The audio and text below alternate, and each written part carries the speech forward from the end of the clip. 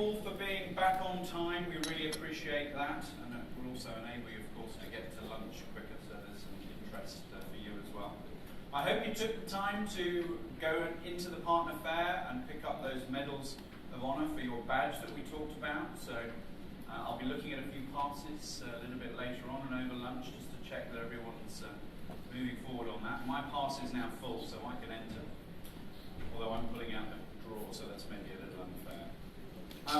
Right, so I hope you like watching the Orange Business Services video there. We thought that was a good thing to share with you and show you what is possible and what is achievable in all different sorts of environments when embracing the cloud.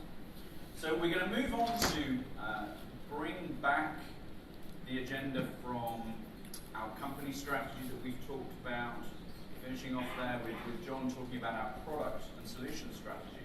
And we're going to bring it back down to what our true channel strategy is around our global channel strategy. Before we do that, so you've got used to the format now, let's pick up those devices and let's answer the question. How many partners has Netapp removed from its partner program in the last 12 months? Have we removed no partners? Is it answer B, 900 partners? Is it 1,900 partners, or is it 35 partners?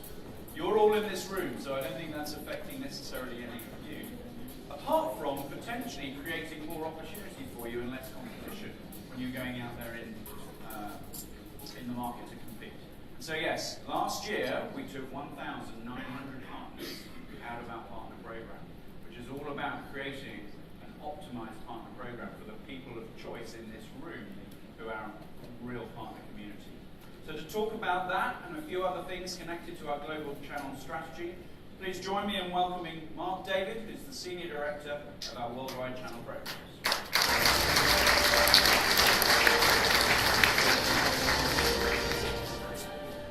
I'm super excited to be here with you guys this week, and I look forward to spending the next couple days as we talk about the business opportunities in front of us.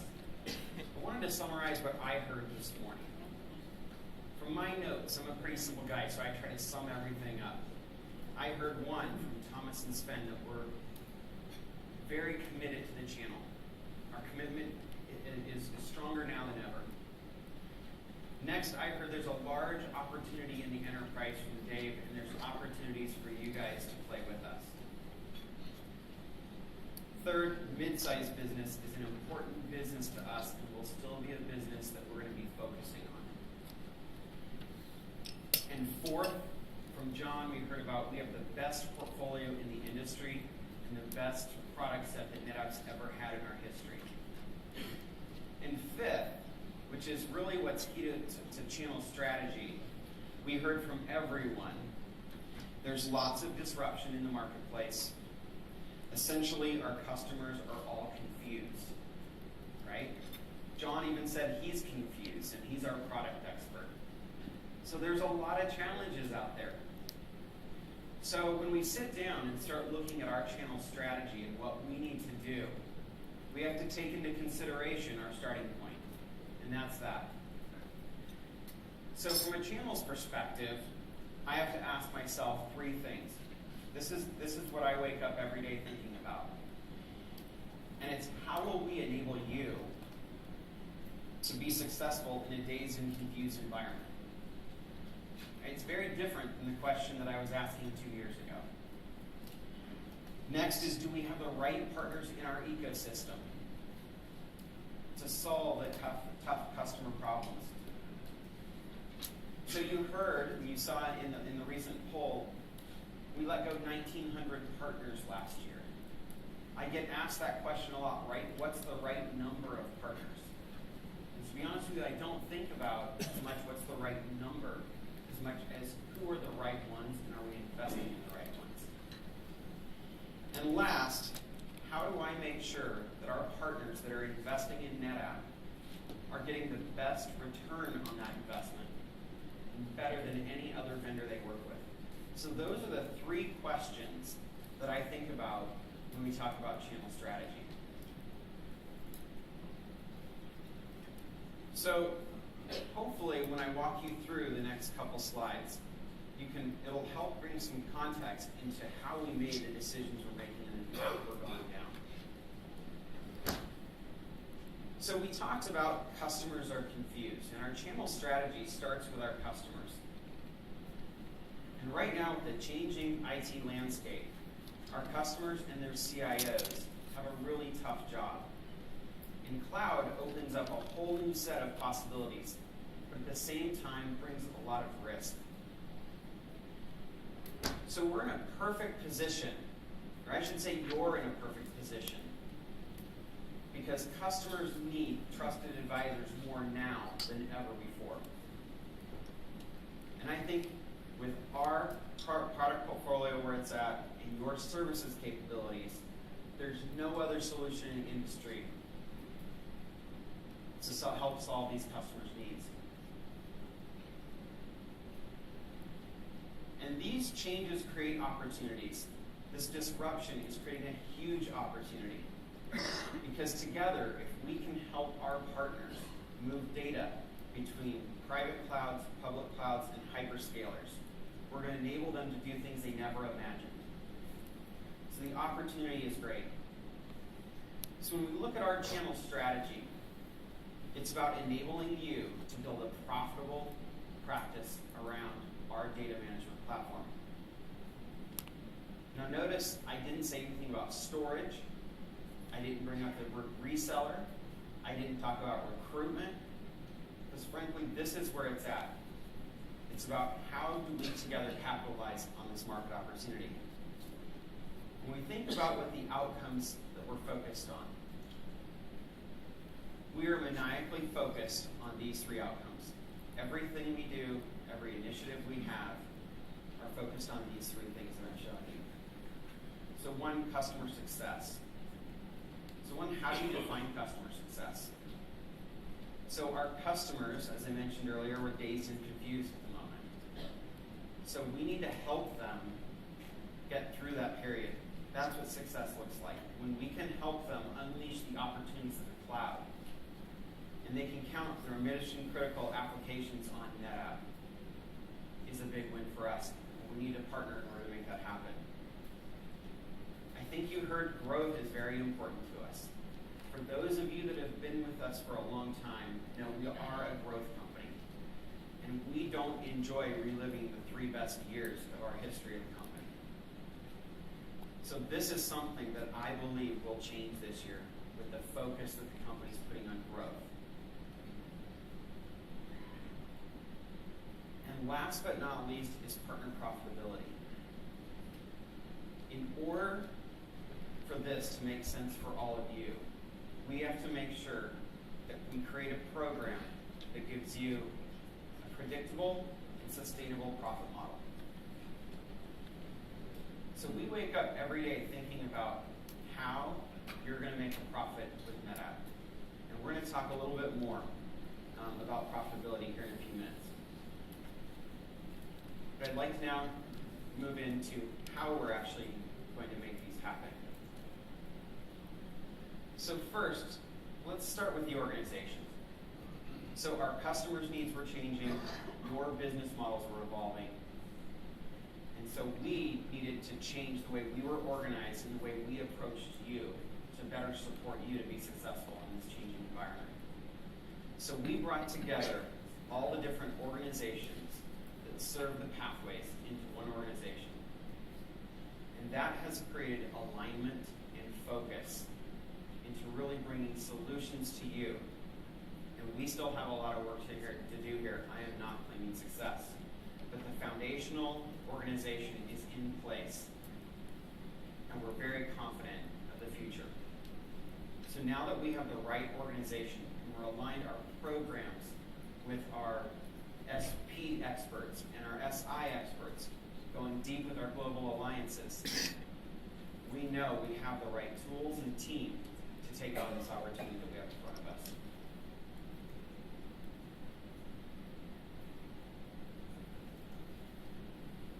So let me go through the 4 areas that we're investing in to help achieve those 3 customer outcomes, or 3 outcomes. So first, investing for growth. You heard from Dave about our focus on the enterprise and what we're doing. Let me go into a little bit more detail there.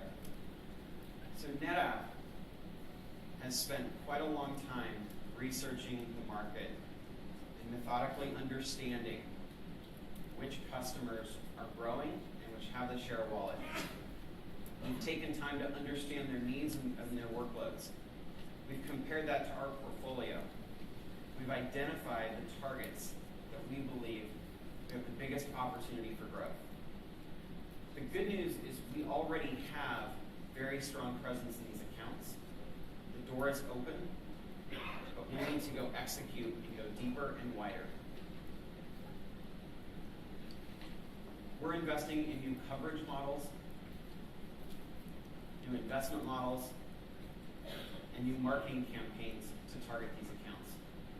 We believe we know what their needs are, we know what they need, and we're going to go get it. Now, the reason this is good for you, I've heard people say, and they've heard our strategy, I've heard people comment, oh, you're going into the enterprise, you're abandoning your channel. If we believe that the customers need trusted advisors, every door we open, I believe there's an opportunity for everybody in this room. And we heard from you that this is what you need from us. In our partner surveys, in our partner councils, and in our profitability study results, this was the number one thing that has continued to come up, is demand generation and brand awareness. So we are committed to helping unlock that opportunity. Next is drive efficiency. You heard Sven talk about success in the mid-sized business. It is a very important business for us, and we are going to continue to focus on it. But to be honest with you, we need to work smarter.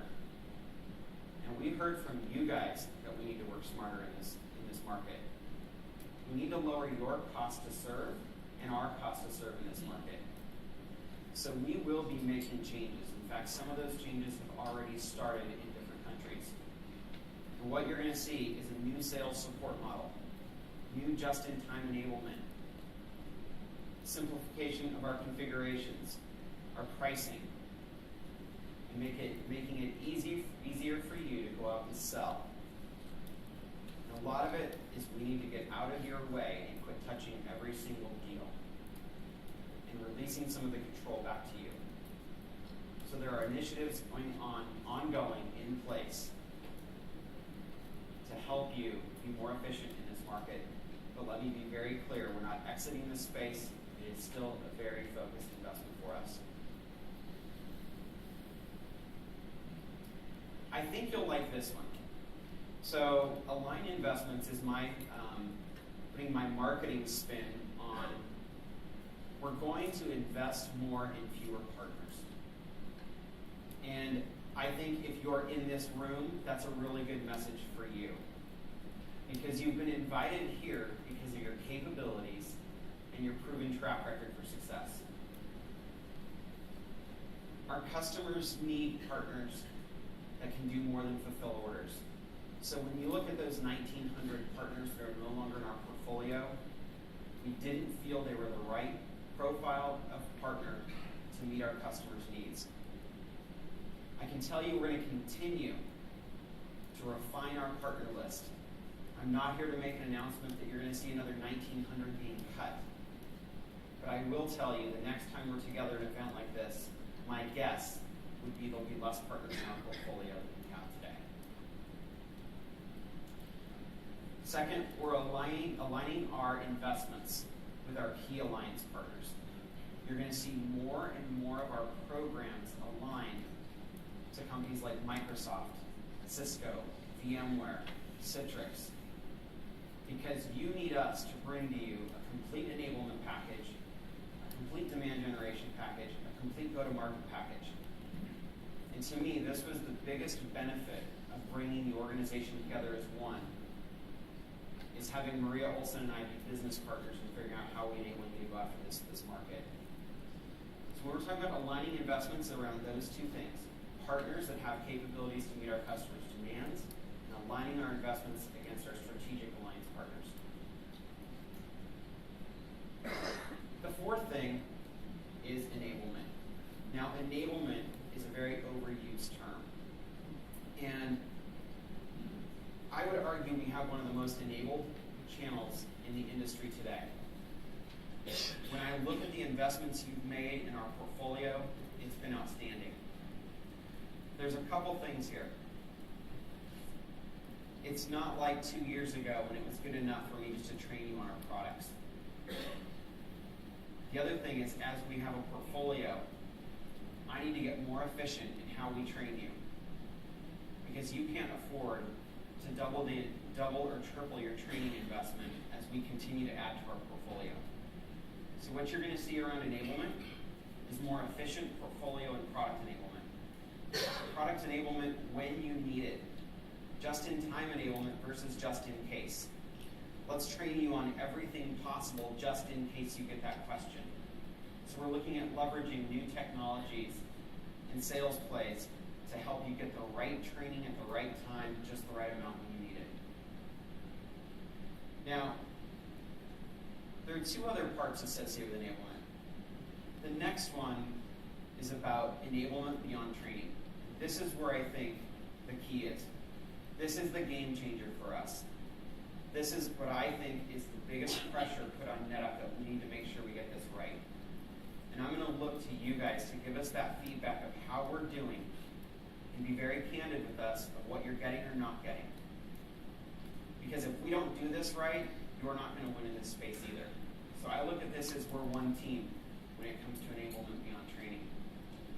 So what that means is we need to get out of the classroom, and those are still very important foundational trainings, by the way, for my friends in Netapp that are in the room. But we need to help you with more business enablement, help you understand what the disruption is, what is the key to success, how do you really become that trusted advisor to partners, to customers, and help them navigate through when is the first move towards cloud, what is the second move, what is the third move, etc. What is the playbook that you're going to help them on a journey to the cloud, reducing their risks and protecting their data. We need to do a better job of that. Now, services is key to your business and your profitability. So as part of advanced enablement, we are completely revamping our services enablement program. I would encourage you to check out the services enablement workshop this afternoon. The good thing about this is if you go back a year or two ago, it was our team, the channel team, who was in charge of trying to enable you around services. And we had the services team who you might find some conflict or competition. That team, the services team, is now tasked with making you successful. And let me tell you something, the guys that do this on a daily basis for Netapp are much more qualified to help you be successful than we were. So I am really excited about the partnership we have with the services team, the alignment that we have, and the clarity around what our strategy is about partner-led services. And what this team has been able to do is absolutely amazing. It's a great example of taking our partners through a journey outside of the classroom with the experts within the company that do this every day. And they're sharing their methodologies, their tools, their best practices. They're creating shadowing and mentoring programs and really making sure that you can deliver the best possible customer experience. And lastly, around enablement, we're enabling our own teams. We're spending a lot of time with our channel managers, enabling them how to be more efficient in supporting you. What are the challenges your business is facing, and how could they become a better trusted advisor to all of you? On the direct side, or the field side, we're educating them of your capabilities. So when we moved to a unified program framework, it was all about focusing on your capabilities versus your business model. So we're spending a lot of time with our field making sure they understand your capabilities. This So when they're opening doors in the enterprise, they know which partners they can call for help based on the workload or the services needed. So there's a big focus on both enabling our field as well as our partner reps to be more efficient in engaging and working with the channel. So these are the 4 items that we believe that if we focus on and we do it right, we can ensure the best possible customer outcomes, we will get back to growth, and we can maintain your profitability through creating a very profit-rich services business for you. So I want to shift gears a little bit and talk a little bit about profitability. So this is not some marketing term that we banter around about. We are absolutely serious about this. And I can tell you, when we started focusing on partner profitability a year ago, I've seen all of our competitors start to work that into taglines. And they really are diluting what it means. So I don't care what the marketing taglines say. My point of view is this is an important measure of our future success, because I don't believe we can be successful without you. At the same time that I need to go narrow and deeper with you, I also believe you guys are going to be faced with the same challenges. I don't think you can be successful going wide and having a long line card and go very thin, because you won't meet the customer's expectations. So we understand that you're probably going through some of the same exercises that we are. So I want to make sure that as you're going through that exercise, we are on the top of the list in terms of your return on your investment, and we are selected as the partner that you want to go the full distance with. So, in order to better help us understand your profitability, we embarked on a partner profitability study about 18 months ago now. And the reason we needed to understand the study is we need to better understand what decisions we were making with our programs that would possibly negatively or positively impact your bottom line.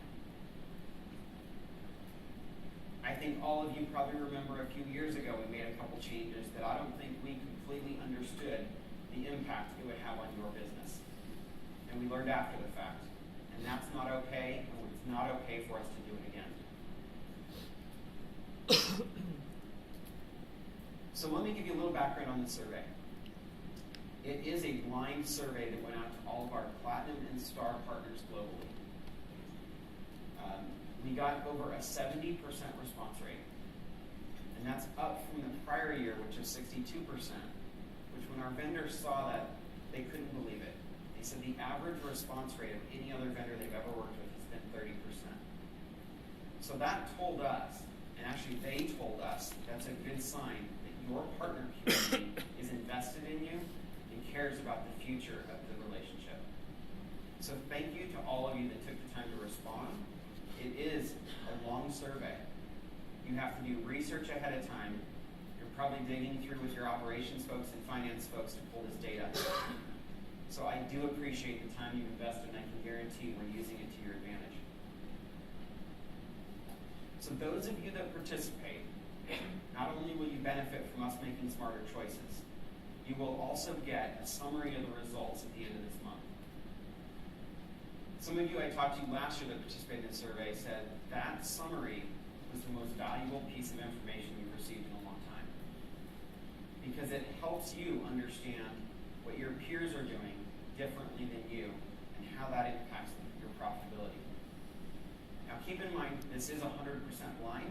I don't know if you've participated, so I can't come out and give you the results. All the results are handed back to you by the third party.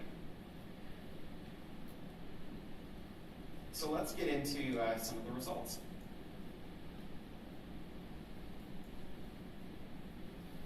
So let me set this up. So what we do is we take all the results, we then stack rank all of our partners based on their profitability. We then look for a natural divide, and we draw a line. We then separate out the two and we say this partner set is our most profitable partner set and everybody else.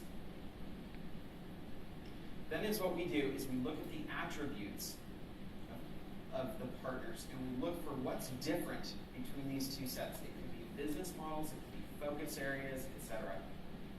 And then we can start to get an idea of what is actually driving the profitability of that partner.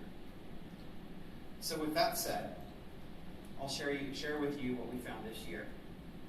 So first of all, that group I was telling you about doubled in size from last year to this year, which was a very positive outcome for us. We were very excited to see that our partners are reporting higher earnings than Netapp, and more of them are changing their business models to services-led.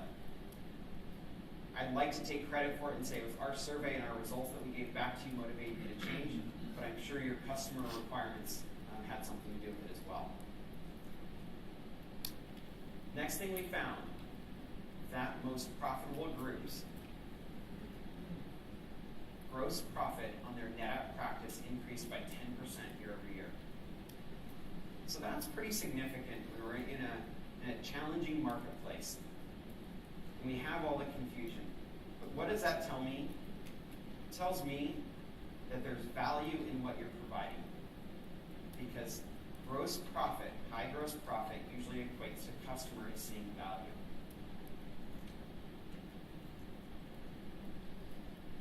So one of the things we measure is the attach rate of your services and complementary products. So we ask the question, for every dollar of Netapp that you resell, how much drag comes with that? Last year, the most profitable group reported for every dollar of Netapp you sold, a $5 drag in services and complementary products. This year, that number went up to 7. I can tell you the biggest jump when we start to analyze that, because we do ask exactly how you break down that, was in professional services. We saw the professional services number multiply by 2 from last year to this year, from the data you reported to us. Now, from the anecdotal data and some of the interaction that our third party had with some of you, we found that much of the PS was associated with pre-sales billable consulting, was where you guys noted was the biggest gain in PS revenues. That told us that we have an opportunity to continue to help you in that space versus just on the deploy and manage. The other very interesting fact that we found, the data point, was there was a clear contrast in the most profitable partner set and all other when it came to who's selling and investing in the entire portfolio. So the partners that invested in the entire portfolio were in the most profitable group, which tells me there is value when you're having to stitch together different solutions, and it's more of a solution sale. From what we talked about earlier, what I heard earlier this morning, what I heard from you last night as I'm talking to some of you, it was we haven't done a good enough job in really truly positioning our portfolio. We've launched products and we've let you figure it out how it all works. So when we talk about enablement and our investment in enablement, this is an area we will get better at. So let's talk about what we heard this year, but was also very consistent to what we saw last year. So it was a nice confirmation that our data last year was solid. True to form, the services-led partners, the partners that had a higher percentage of their total business coming from services, reported higher gross profits. And it's not just services, it's your own brand of professional services. So the most profitable group reported 70% of the time they're attaching your brand of services, not reselling my brand of PS. The other thing we confirmed again for the second year is that partners that sold a broad portfolio were drastically more profitable than those that were focused more on storage only, which I think makes sense. If customers are needing solutions, you can't offer that whole solution if you don't offer storage, compute, network, etc. That's why our investment that we're making in our alliances partners is so absolutely critical. Now, what we did find last year, but was more of a drastic spread this year, is this next statistic. The most profitable partner set generates the majority of their profit from new workloads and competitive takeouts. I almost thought there was a problem with the data, because when you look at the most profitable set, they reported that 90% of their profits are coming from this section. 10% of their profits are coming from upgrades and tech refreshes. Maybe that doesn't surprise you, but now let's look at the other set, the rest of the partners. When you look at the rest of the partners, it was exactly the inverse. It was 15% of your profit comes from competitive takeouts and new workloads, and 85% of your profits are coming from tech refreshes. So that's a glaring opportunity for all of us to figure out how we can do a better job to enable you to go after competitive takeouts and go after new workloads, rather than nesting in the install base that you already have. So I think there's things that you can do, and there's things we need to do. This is a partnership about how we work together to increase your profitability. So the data has been absolutely critical to us in helping us articulate and form our channel strategy. So thank you again for participating. Again, if you did participate, you'll get your results later this month. If you didn't participate, this will be something we're doing again next year. Typically, it will be coming out January, February, March, depending on what country you're in, and we try to work around holidays. But I highly encourage you to spend some time investing in giving us that feedback. I hope you find as much value in the results as we did.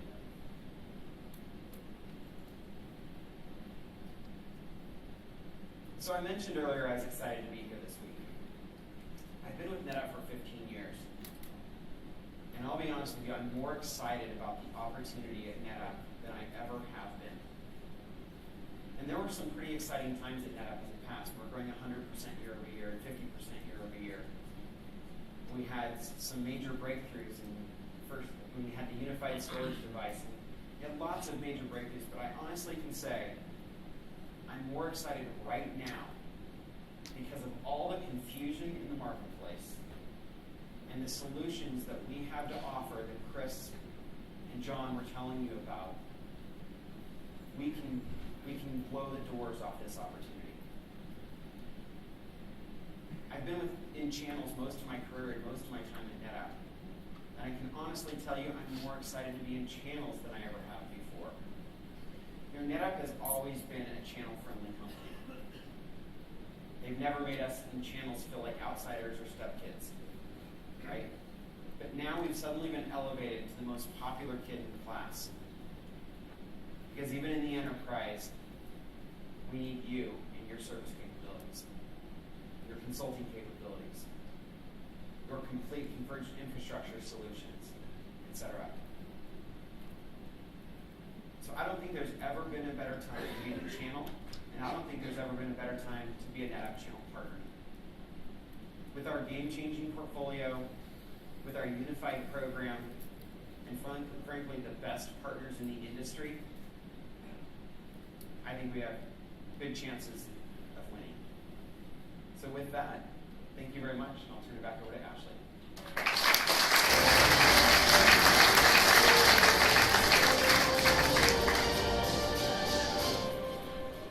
Thanks, Mark. So hopefully that gave you a slightly different insight into the development of the channel strategy, based around data, clearly thought through, putting you, the partners, and the customer at the very heart of building that strategy out.